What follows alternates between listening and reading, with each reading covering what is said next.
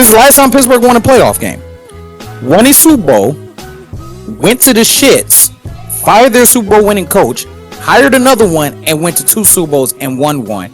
And Pittsburgh has not won a single playoff game. We've seen the Jacksonville Jaguars win multiple playoff games since then. So you kind of see, like, I'm putting an emphasis on what has happened in that time frame just in the NFL alone. Buffalo was shit the last time the Steelers won a playoff. Make a master plan, watch it backfire. Burn it all down and collect the ashes. Build it back. Respect your parents. Breaking news for the day. Mike Tomlin has officially stepped down after 19 seasons with the Pittsburgh Steelers, man. Even though there's been the chirps and talks, it was still kind of shocking. Like, I can't recall much life of Tomlin not as the Pittsburgh Steelers coach. So, it's going to look a little weird to me. You know what I mean? But, you guys are definitely far more ingrained in, the ins and outs of that situation. I know you guys have a very high level of respect, especially Ragu, for that guy. And then Tyrell, you've had all the battles with him over the years.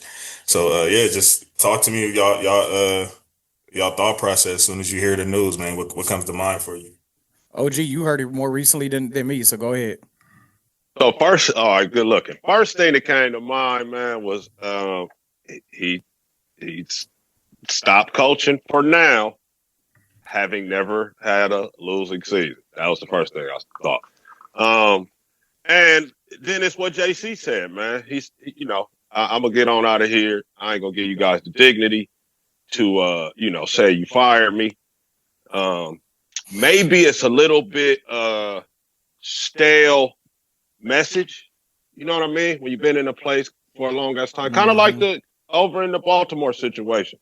It ain't like the guys, Tomlin or Harbaugh, can't coach, but maybe, man, you've been in one place so long, the message starts to get a little bit stale, a little bit cliched, and people don't listen as much anymore. So it was a shocker for me when you guys told me. I wasn't expecting it. I guess I kind of was thinking that it could happen, but I really wasn't expecting it.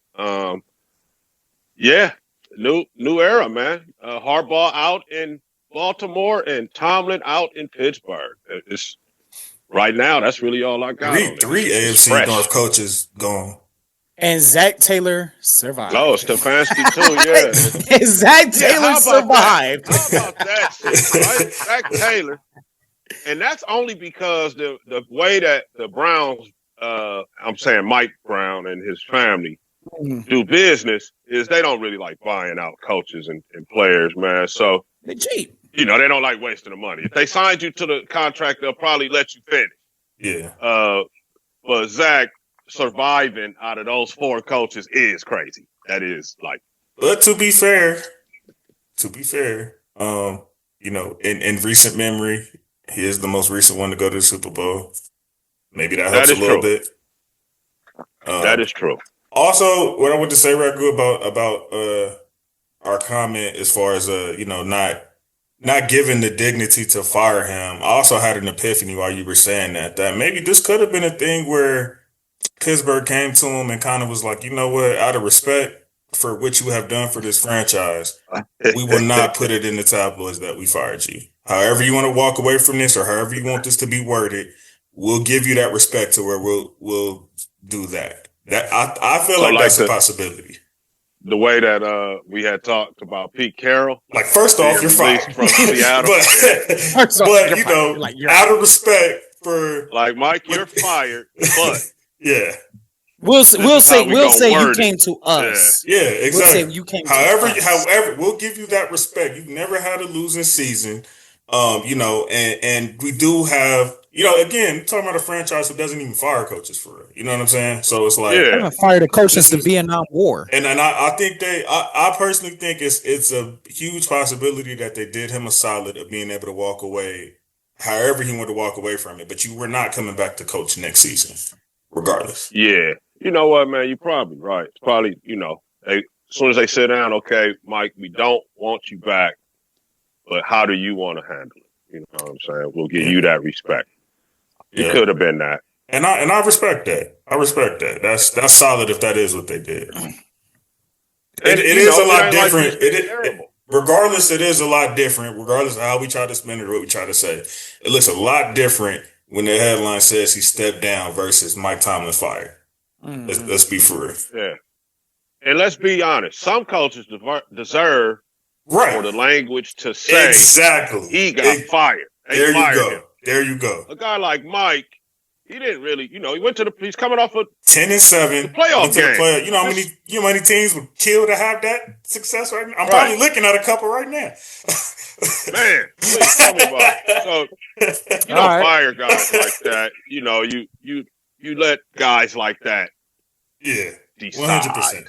how we're gonna word it. Yeah. Tyrell, talk to us, man. I've been waiting to hear you the AFC North nemesis. You've seen this guy more than any of us here, so talk to us. Right. So first off, Tomlin, Hall of Famer, no doubt about it. One of the best to ever do it. Okay. And this the thing. I'm gonna say this, and I think if Coop was on this show, he would agree. I would be very nervous if I'm a Steelers fan right now about who they're going to bring in, because a lot of the fan base, and we heard Coop say this on the show, that they do not trust RD2. They don't trust Art Rooney II. He has not made the best decisions for this organization since he's taken over from his father. This organization hasn't been the same. And this could potentially turn Pittsburgh into the New York Giants of the AFC. Like a very well respected organization that is about to go on the downturn. And they probably need it, to be honest with you, because they've been stuck at this proverbial wall. I wouldn't disagree with you. For 10 years. I want to break this down for the fans, right? For everybody out there watching. The Cleveland Browns have a more recent playoff win than the Pittsburgh Steelers, and they did it against them. They put belt to ass on them. I like to brag about that. The Philadelphia Eagles, since the last time Pittsburgh won a playoff game, won a Super Bowl, went to the shits, fired their Super Bowl winning coach, hired another one, and went to 2 Super Bowls and won one. And Pittsburgh has not won a single playoff game. We've seen the Jacksonville Jaguars win multiple playoff games since then. So you kind of see, like, I'm putting an emphasis on what has happened in that time frame just in the NFL alone. Buffalo was shit the last time the Steelers won a playoff game. And now they're one of the predominant AFC teams. Hell, the Patriots. Everybody. The Patriots went from a dynasty to shit. They went from a dynasty to shit, and now they're back to being a playoff contender. Yeah. Everybody in the North has won a playoff game since the Steelers has. Yes. So you mentioned it, and you're talking about the Browns, who took 25 years to win a playoff game. You're talking about the Bengals, who took 30 years to win a playoff game, and they have more recent playoff wins. And the Bengals got 2 deep playoff runs. Yeah. And now they're back to being shitty. So you got all this change that has happened around Pittsburgh. In the meantime, they've been stagnant at 9-8, 8-8, 10-6. Go up to 17 games. Then it's 9-8, it's 10-7. Let's go 11-0 just to have a total collapse. And both in 2018 and 2020, right? So like, when you put that in the context of what was really going on, we had Terry Bradshaw calling for Tomlin's job 10 years ago. You know what I'm saying? We've had Steelers fans for the last 3 years. When was the first time? When have you ever heard a Steeler coach be chanted to be fired?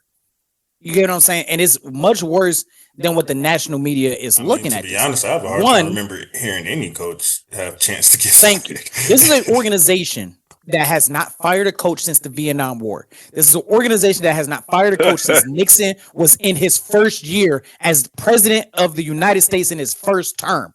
This is a organization that has not fired a head coach since Ronald Reagan had just since Ronald Reagan had just got into politics. It's been that long since they fired a head coach. And technically, since all we know is that he stepped down, that trend continues, but it might change. Remember, Chuck Noll retired, Bill Cowher was able to retire, and now Mike Tomlin was able to step down. They haven't fired a coach since 1969. They haven't fired a coach in that long.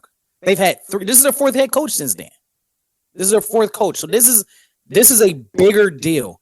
But Tomlin just like Stefanski, let ineptitude, especially on the offensive side of the ball, persist over the last 5 years. He let Matt Canada stay longer than what he was supposed to. Arthur Smith should have been fired. The offense was people didn't even recognize that they had a bottom. They had a bottom five. I gotta push back a little bit though. They had a bottom five. What quarterback have these niggas had? What quarterback have they? Any of these people talking about that? Who have they had? No, because they had a washed up Ben Roethlisberger. We know about Kenny Mittens. Ragu know about Kenny Mittens and Mason Rudolph. Like Mason, I mean, and that's another thing too. These guys. But that's also a Tomlin and Rooney fault because they just keep letting Mason. I don't know why they think Mason Rudolph could be potentially the answer. It's also a byproduct of going 8-8 and 9-8 and being right there where you can't get a QB. Is what happened to him. And they've been, Mike continued to put a product out there that could win. Half. And he wasn't. And you're right, Ragoon. He wasn't willing to have no just straight tank and trash season to go get one. Right. He don't want to go 2-15 like that and try to reset the Steelers. Yeah. Right. I've been alive long enough to see the Steeler reset before with guys like Mike Malone at quarterback when they were only winning 2 games in a season. But that was a very long time ago. And I want to say that was at the end of Noel and right at the beginning of Cowher. Correct. So maybe we might be looking at that again. Maybe it's time for the Steelers to do a little 3-14 they sell. You know what I'm saying? Come and find out how life is. They got to think outside the box here. I'm gonna tell you this right now. They got to think outside the box here. How life is on the other side of things. Right. They want to have a fire Mike chance, but they've been winning 10 games all this time. Okay, well, let's fire Mike. Here you go. Let's see you go 2-13. 2-15. Right, JC. See how you like that. But at least you'll be able to get a QB. You'll be able to get a decent QB. Potentially. Now, JC, how many times have I said on the show over the years? How many times have I said over the show over the years? And me and Coop have gone to battle on it on this show, on his show, about Tomlin is the reason why you guys keep winning because the product itself is ass overall. Like the whole product. Like, yes, there's corn nuggets in every shit stain, right? Like, they're ass. They were ass, bro. And they had a few bright spots. But then you got a coach that like legitimately like got the best out of the players that he got. But like the Pittsburgh Steelers, like the Pittsburgh and Ragu, you can attest to this. The two identities of the Pittsburgh Steelers, even when I was growing up, was hard-hitting defense, the steel curtain defense, even the modern day steel curtain defense of when Tomlin first got there, and the fucking run game. And the Steelers haven't had neither in the last 10 years. They haven't had a good running game in 10 since what? I disagree with that. Consistently. They had the Najee era for a few years.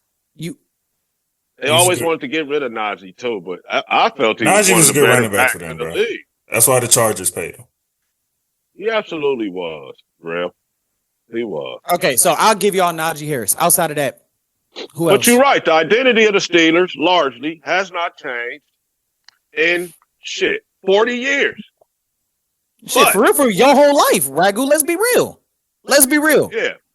However, some is wrong because they ain't been to a championship since 2016. Just an AFC championship is in 2016. Since 2016. So something's wrong. And not only that, the Steelers got to think outside the box because another thing I don't think you got, Ragu, you might realize the Steelers 3 head coaches and since 69, they're all defensive coaches. Yeah. Noah was defense. Cowher was defense. Matter of fact, he was the defensive linebackers coach here in Cleveland, and that's how he got hired. And Tomlin was the defensive coordinator from Minnesota. They've hired defensive guys. They need something new, and they don't need to go for a retrend like Mike McCarthy or even a Brian Flores. I wouldn't go get him. You need somebody on the offensive side of the ball because that has been a problem for the Steelers the last 10 years as well. Is the offensive side of the ball. Yes, they've had their years where they've looked better than others, but just like no, real. I'm intrigued by a Brian Flores in Pittsburgh. I am. That to me is he was their coordinator a couple years ago too, wasn't he? Yeah. That is a match to me. It's just a matter of what you're gonna do on offense. But And defensive it's gonna be coaches, interesting they to see do kind of what fare they do. better overall usually than No, they do because you know offensive defense minded coaches they don't mind offending the fucking players. It'd be these offensive coaches that be like, Yeah. these defensive coaches because you got to hit motherfuckers on defense. You know what I'm saying? You don't need And you no know, soft ass defensive offense is players. like, okay, man, we not scoring. Get out of here. You know what I'm saying? It's kind of a defense could be like, hey, well, you know, the offense kept putting us in fucked up situations. You know, I don't have the same D tackles or whatever that I had or whatever. Offense is like, bro, you're not scoring. Get out of here. We need another coach. So yeah, I feel you on that, JC. They do fare. It's like they get a little bit more benefit of the doubt at the head position than the offensive guys do. Because once the scoring and winning stops, get your offensive ass out of here, bro. Exactly. You got to find another That guy. just happened to Stefanski. The winning and the scoring stop. You gotta go. You gotta go. Yeah. Flatline. Make a master plan, watch it backfire. Burn it all down and collect the ashes. Build it back. Respect your passion.